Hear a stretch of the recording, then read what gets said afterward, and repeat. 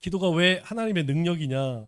그 말씀 안에는 하나님께서 우리 가운데 행하시는 일들이 있습니다. 베드로의 삶을 통하여서 어떻게 복음이 전해졌느냐를 보면 이제 예수님이 승천하고 예수님의 제자들이 막 복음을 전하죠. 그 가운데에 베드로가 요빠라고 하는 곳에 가게 되죠. 요빠가 우리 사진에 보는 것처럼 뭐 지금도 큰 항구 도시고 그때에도 굉장히 큰 항구 도시입니다. 아, 이스라엘 서부에 있죠. 그리고 우리 그 사진에 잘 안 보이죠? 여기에서 이제 내륙 쪽으로 이스라엘 안쪽으로 올라오면 가이사랴 빌립보가 내륙에 있죠. 근데 갑자기 베드로가 기도할 마음이 막 생기는 거예요. 그러면서 기도 가운데에서 에, 사람들에게 어떤 사람들이 너에게 찾아오면 거부하지 말고 따라가서 말씀을 전해라. 그런데 그 일이 있고 나서 가이사랴 빌립보에 보내려고 하는 사람이 하나님께서 베드로를 청하여서 말씀을 들으라 이 말씀을 하십니다. 아, 그러니까 베드로에게 기도하고 싶은 마음도 하나님이 주셨다는 것이죠. 왜냐하면 우리가 오늘 말씀을 보면 기도할 상황이 아니죠. 길을 가다가 갑자기 기도하고 싶은 마음이 생겨서 어디라고 이야기하지 않지만 지붕에 올라가서 기도를 합니다. 하나님이 먼저 우리에게 기도할 마음을 주신다는 것이죠. 사람들은 내가 기도하고 싶어서 기도한다. 기도 안 하고 싶으면 안 한다. 이렇게 생각을 합니다. 그러나 그것은 기도의 동기는 될 수 있어요. 그러나 기도하게 하시는 분은 하나님입니다.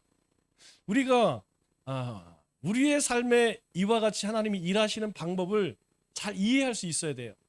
즉 우리가 구원을 얻은 것은 내가 예수를 믿어서 우리가 구원을 얻은 것 같잖아요. 우리 입장에서는. 그런데 우리에게 예수님을 믿도록 하신 것이 누구냐? 하나님이라는 것이죠. 우리가 이것을 전도를 해보면 압니다. 전도를 해보면 어떤 사람들은 복음에 대해서 열려있는 사람이 있는가 하면 또 어떤 사람들은 굉장히 단호하게 거부를 해요. 죽음을 맞이할 때도 마찬가지입니다. 죽음을 맞이할 때 제가 아직 이 청주에 와서는 돌아가실 때에 복음을 거부한 사람이 없어요. 그러나 실제로 그런 분이 있습니다. 잘 예수 믿다가 마지막에 예수님에 대한 고백을 하지 않아요. 당황스럽죠. 그런 장례를 치르려면 정말 힘듭니다. 그런데 내가 예수님을 믿은 것 같지만 사실은 하나님이 우리에게 은혜를 주셔서 믿게 하신 것이죠.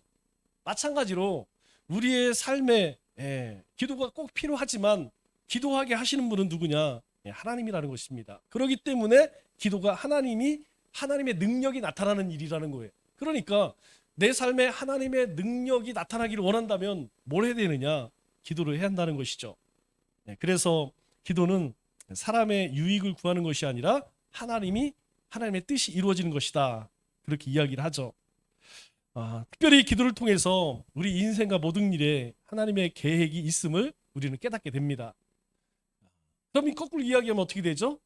기도하지 않으면 하나님의 계획을 깨닫기 어렵습니다. 왜냐하면 하나님이 하시는 하나님의 일하심을 우리는 섭리라고 이야기하죠.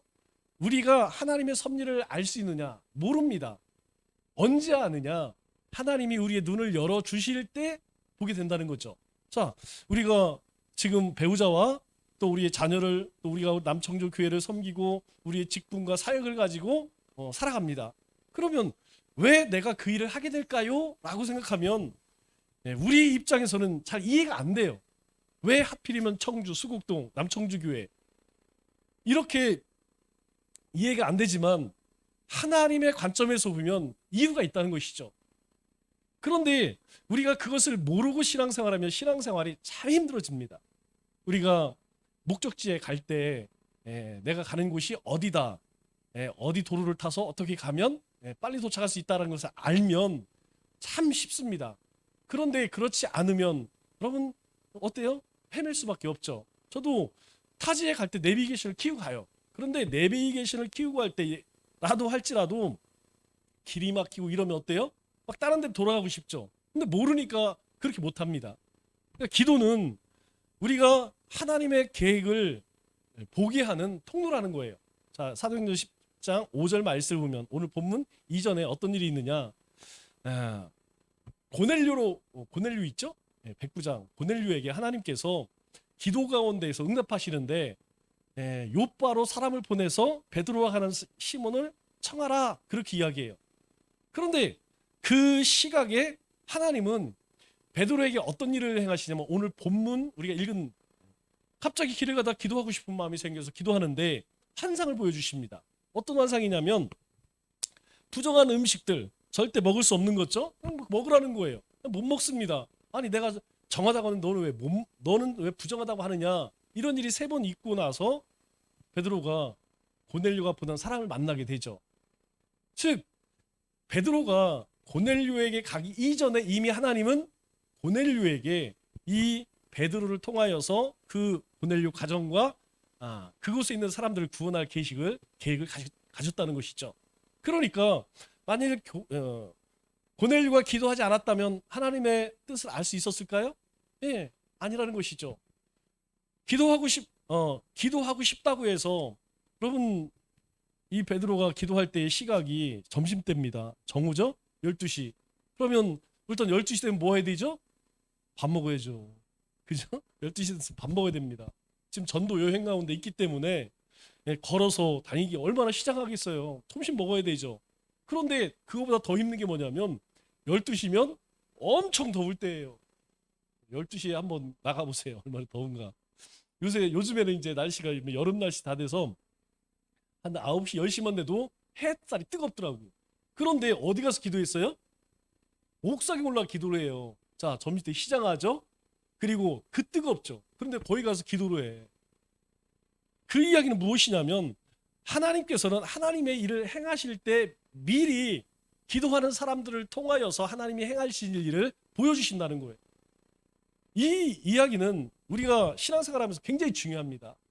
우리가 기도함으로써 하나님의 계획을 알게 되면 내가 내 삶 속에서 하나님이 어떤 일들을 행하기를 원하시는가 그 꿈을 비전을 볼 수가 있어요. 하나님 나를 이렇게 쓰고자 하시는구나. 하나님께서 나에게 이것을 통하여서 하나님의 나라의 일을 이루기를 원하시는구나. 가지고 있는 믿음의 분량과 하나님이 주신 은사들 이런 것들을 통해 일하세요. 그래서 하나님께서는 찬양으로 섬기게 하시고 가르치게 하시고 반주하게 하시고 청소하게 하시고 여러분 이것이 그냥 내가 하고 싶어서 하는 것 같지만 아니라는 것이죠. 하나님의 계획 가운데 우리가 살아가고 있다는 것을 알게 됩니다. 자, 우리 사무엘 9장 말씀을 보면 9장에 어떤 내용이 나오냐면 사울의 아버지 이제 어떤 놈들이 가축을 훔쳐가요. 도둑질해가. 그러니까 당시에 가축을 잃는 것을 잃어버린다는 것은 굉장히 큰 어려움이죠. 그래서 사울이 내가 아버지를 대신해서 제가 찾아오겠습니다 하고 길을 떠나요. 그런데 뭐 아무리 돌아다녀도 찾을 수 있어? 못 찾아요. 그러다가 저 라마에 누가 있죠? 사무엘이 있잖아요. 이 사무엘이 있는 라마 근처를 지나갈 때에 이 사울의 종이 뭐라고 이야기하냐면 여기에 영하다고는 선지자가 있는데 우리 그분을 만나서 한번 물어봅시다. 혹시 그 선지자는 어떤 놈이 우리 가축을 훔쳐갔는지 알 수도 있지 않겠습니까? 해서 찾아가요.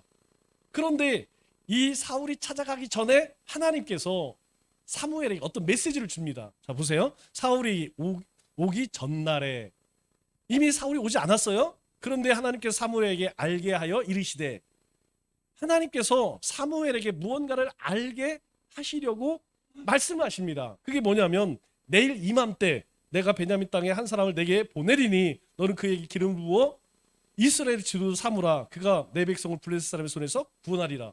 그 사람을 기름 부으라는 얘기는 뭐예요? 왕으로 세우라는 얘기입니다.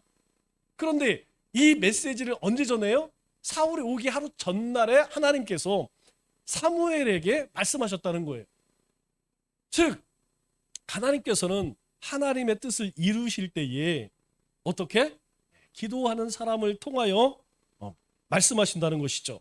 즉 하나님의 계획이 먼저 있고 그리고 기도를 통하여서 우리는 그 하나님의 계획을 이루어낸다라는 것입니다.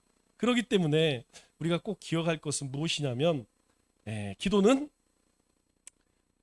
하나님께서 우리에게 도전을 주실 때에, 기도하고 싶은 마음을 주실 때에 기도할 수 있어야 한다는 것이죠. 자, 그러면 실제로 어떨까요? 실제로는 우리 삶 속엔 그래요. 우리 예수님이 겟세마네 동산에 기도할 때 제자들과 함께 갔잖아요. 그 수제자들 데리고 갔는데 그 제자들이 예수님이 나를 위해 기도 좀 해달라고 할 때 자요.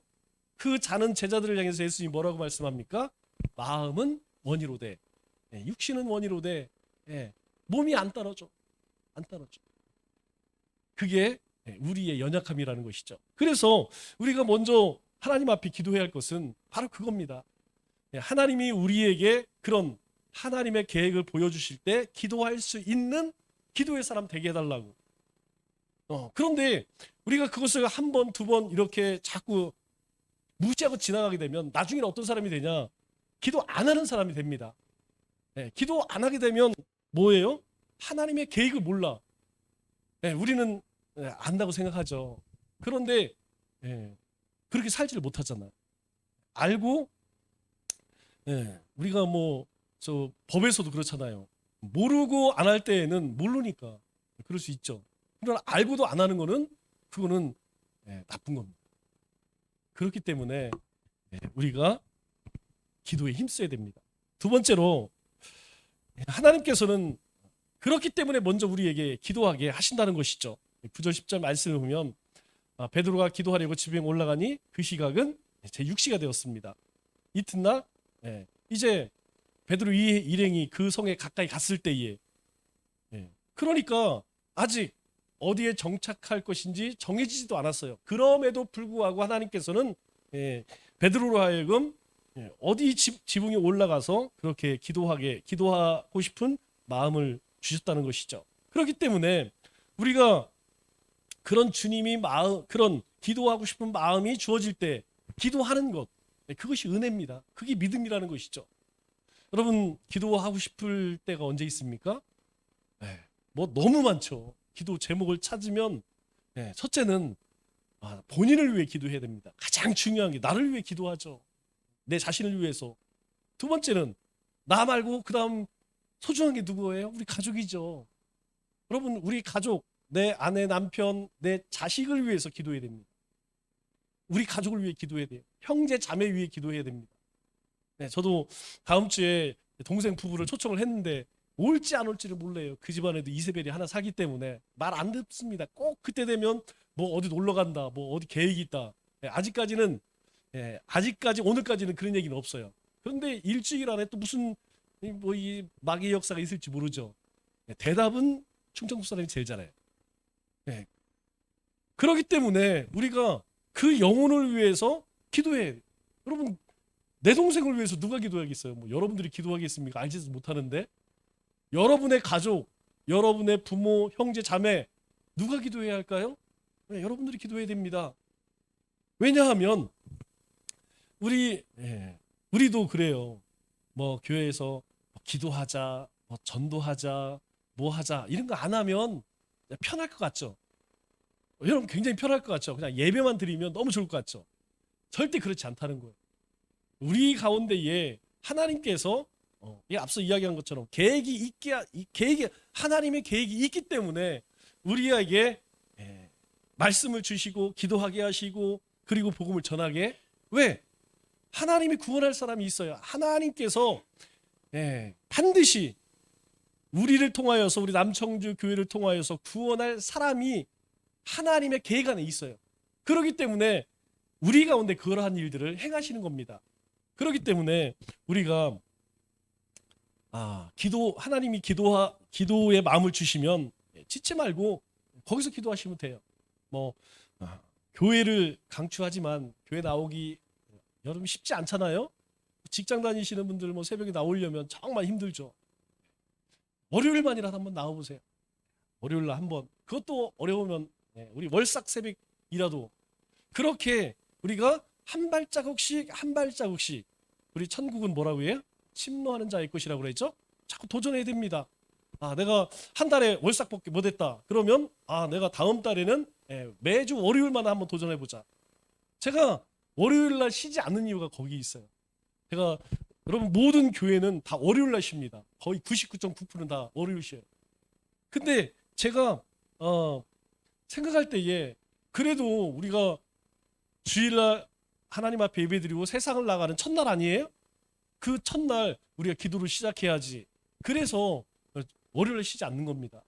여러분 그렇게 하나씩 도전해 보세요. 월요일날 그리고 우리 목요일날 쉬니까 다시 한 주의 후반기 목금토 금요일날 그렇게 월삭을 도전하고 첫날을 월요일 도전하고 그리고 두 번으로 세 번으로 그렇게 하나님이 마음 주실 때 도전하는 마음이 저는 중요하다고 생각해요. 자, 세 번째로는 그렇기 때문에 기도하면 하나님의 뜻이 이루어집니다. 하나님의 뜻은 다른 방법이 없어요. 하나님의 뜻은 기도로 이루어져요.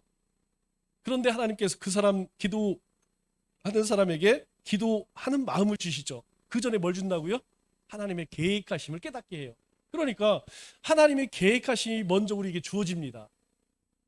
그리고 우리에게 하나님이 기도하는 마음을 주시죠. 그리고 그 기도를 통하여서 하나님의 뜻이 이루어지는 거예요. 여기서 중요한 건 내 뜻이 이루어지는 게 아닙니다. 하나님의 뜻이 이루어지는 거예요. 우리가 이 땅에서 부귀영화 누리려고 물론 우리가 삶의 필요를 하나님께 구하는 거 중요합니다. 그러나 더 중요한 것은 우리 삶은 누구에게 붙들려 있어요? 하나님께 붙들려 있다는 것이죠. 우리는 하나님 나라의 백성입니다. 그렇기 때문에 하나님의 뜻을 분별해서 그 일을 행하는 것, 그것이 아주 중요하죠. 자, 우리 그 일이 어떻게 이루어집니까? 우리 사도행전 10장 19절 20절 오늘 본문 다음에 일어나는 일들이죠. 자, 베드로가 환상 가운데 생각할 때 성령께서 그에게 말씀하시되 두 사람이 너를 찾으니 내려가 의심하지 말고 가라, 내가 그를 보냈다. 고넬료는 지금 가이사랴 빌립보에서 기도하고 있어요. 그리고 베드로는 요빠에서 기도하고 있습니다. 그런데 요빠에서 기도하는 그에게 뭐라고 이야기합니까? 그 보자기와 환상을 보여주시고 나서 하시는 것이 뭐냐면 누군가 너에게 와서 부탁을 하거든 거절하지 말고 그들을 따라가라. 내가 그들을 보냈다. 이렇게 말씀하시죠. 그리고 나서 우리 44절, 45절, 46절 말씀을 보면 베드로가 함께 온 할례 받은 신자들이 이방인들에게도 성령 부어주심을 말미암아 놀라니, 이게 어떤 말씀이냐면 이제 베드로가 고넬료가 보낸 종들을 만나게 됩니다. 그리고 고넬료의 집에 찾아가서 그들에게 세례를 베풀죠. 근데 거기서 끝나지 않아요. 베드로가 그 가족과 그 동네에 있는 많은 사람들 앞에서 설교를 합니다. 복음을 전해요. 그런데 그렇게 베드로가 설교를 할 때에 그곳 가운데 뭐가 임해요? 성령 부어주심으로 말미암아 그들에게도 성령이 임했다는 거예요. 이것은 이스라엘 가운데 굉장히 획기적인 그런 역사죠. 왜냐하면 낮에도 말씀드렸지만 이 하나님은 이스라엘의 하나님이지 이방인의 하나님이라는 것은 이 이스라엘 백성들 신앙관에서는 이해가 안 되는 겁니다. 그런데 하나님께서 고넬료를 통하여서 이방인에게 복음을 전할 때 그들에게도 성령이 임했다라는 것은 이제 이 복음이 예루살렘에서 유대로, 유대에서 사마리아를 거쳐서 이방인 땅에게까지 그렇게 전해지고 있는 놀라운 역사가 일어나는 것이죠. 즉, 이 기도하는 사람들을 통하여서 하나님의 뜻이 이루어져요. 그것은 오늘 이 시대도 마찬가지입니다. 이 시대에도 기도하는 사람을 통해 그 얘기를 바꿔 이야기하면 하나님이 쓰시는 인생은 어떤 인생이냐? 기도하는 인생이라는 거예요. 그래서 여러분, 우리가 항상 걸음을 뗄 때마다 우리가 출근할 때에 하나님 오늘도 주님 안에서 하나님이 각 사람에게 주신 사명이 있잖아요. 내가 우리 노집사님처럼 간호사를 통하여서 하나님의 영광을 돌리게 하셨다면 오늘도 내가 그 일을 통하여서 복음을 전할 수 있고 그 자리에서 하나님의 영광을 드러낼 수 있게 그렇게 살게 해달라고 우리가 출근하면서 또 이 하루 살다 보면 별 진상들 다 만나요. 별의별 사람 다 만나. 그죠? 그런 일들을 만날 때 하나님 앞에 그때그때 고할 수 있는, 그러면 하나님께서 그때그때 지혜를 주십니다. 이게 뭐냐면 하나님과 동행한다는 거예요. 결국은 기도하는 사람이 하나님과 동행한다는 것이죠. 동행하는 사람, 하나님과 동행하는 사람을 통하여서 하나님의 뜻이 이루어지는 것이고요. 그렇기 때문에 우리가 하나님의 뜻이 이루어질 수 있도록 기도하지 않고는, 우리가 잘 알고 있는 마태복음 7장 7절 이하의 말씀에 뭐라고 이야기합니까? 구하라, 찾으라, 두드리라. 첫째 해야 할 것이 무엇이냐면 구하라는 거예요. 왜? 구하면 뭐가 있다는 거예요? 응답이 있다는 것입니다. 우리가 꼭 기억할 것은 무엇이냐면 응답이 있기 때문에 기도하는 거예요. 여러분 잘 생각해 보세요. 기도하면 응답이 있는 것이 아니라 응답이 이미 있어. 그런데 그 응답을 받기 위해서는 어떻게 해야 돼요? 기도해야 한다는 거예요. 그래서 기도하면 응답이 있다고 이야기하는 겁니다. 기도하면 응답이 있다라는 것 주체가 우리에게 있는 것 같지만 실제로는 그렇지 않다는 거예요. 이미 하나님은 우리 가운데에 응답을 주셨다는 겁니다. 그런데 그걸 얻을 수 있는 자, 그 응답을 받을 수 있는 자는 누구냐? 바로 기도하는 사람이라는 것이죠. 자, 우리 로또 번호가 1, 2, 3, 4번이에요. 다음 주 로또 복권 1등이 1, 2, 3, 4, 5, 6번이라고 한번 해요. 압니다. 그런데 안 사는 사람은 바보죠? 아니 다음 주 1등 복권 번호를 아는데 왜 안 사? 당연히 사야지. 그것도 내가 그냥 살 수 있는 만큼 사야지. 안 사면 바보라는 거예요. 마찬가지라는 것이죠. 하나님의 응답은 이미 우리에게 약속되어졌던 것입니다. 이게 중요한 거예요. 응답이 왜 중요하냐? 응답은 하나님의 약속이라는 겁니다. 약속. 하나님이 우리에게 부르짖으라 그러면 내가 응답하리라, 크고 놀라운 비밀을 보이리라. 약속이에요. 응답 안 하면 하나님이 아니야. 그래서 우리에게 하나님께서 반드시 너희가 구하면 주겠다. 그래서 우리에게 기도하라는 것이죠. 여러분 꼭 기억하십시오. 기도해서 응답받는 게 아닙니다. 응답이 약속되었기 때문에 우리에게 기도하라는 거예요. 저는 우리 성도, 우리 남청주 교인들이, 성도들이 다 그걸 받아 누렸으면 좋겠습니다. 그냥 세상에서 그냥 힘겨워서 헐떡헐떡 그렇게 살아가는 것이 아니고, 헐떡이 아니라 시대를 주도하는 그런 사람으로 우리 살았으면 좋겠습니다. 자, 말씀을 우리 결론입니다. 기도하면 하나님의 뜻과 섭리를 깨닫게 된다. 하나님의 뜻과 섭리를 깨닫게 된다. 이건 우리가 인생을 어떻게 살아가야 하는지 그걸 알게 된다는 거예요. 여러분 인생이 갑자기 헤맬 때가 있죠. 막 나시kin 내어지고 막 곤두박칠 때가 있어요. 하나입니다. 하나. 이거 흔들리면 하나님이 나에게 어떤 뜻을 뒀는지, 내가 왜 사는지 이거 이유를 모를 때에 그냥 끝없는 나락으로 떨어지게 돼 있어요. 그러나 여러분 생각해 보세요. 내가 오늘 해야 할 일이 있고 내가 살아야 할 이유가 있는데, 아니 방황할 시간이 어디 있어? 그럴 시간 없어요. 그게 희미해지니까 그건 곧 무엇이냐면, 우리가 기도에 등한시하게 되면, 기도하지 않으면, 하나님을 의지하려고 하지 않으면 그렇게 됩니다. 그래서 우리에게 하나님이 기도하게 하세요. 여러분 사실 우리 마음 가운데 다 기도하고 싶잖아요. 기도하는 사람 되고 싶잖아요. 그런데 어때요? 상황과 여건 이게 잘 허락되지 않습니다. 그렇기 때문에 하나님께서 기도하게 하실 때에 그 자리에서 정히 교회에 나오기 어려우시면 그 자리에서라도 하나님 앞에 짧게 그렇게 기도해야 됩니다. 그래서 꼭 기억하십시오. 기도는 하나님의 능력입니다. 이 얘기는 우리가 기도할 때 하나님의 능력이 나타난다는 것이죠. 이걸 좀 바꿔 이야기하면 하나님의 능력은 이미 우리 가운데 주어졌다는 거예요. 그런데 우리가 그걸 받아 누릴 수 있는 도구가 무엇이냐, 통로가 무엇이냐? 기도라는 겁니다. 기도하면 하나님의 능력이 우리 가운데 역사합니다. 합니다. 자, 우리 한번 찬양하고 한번 기도할까요?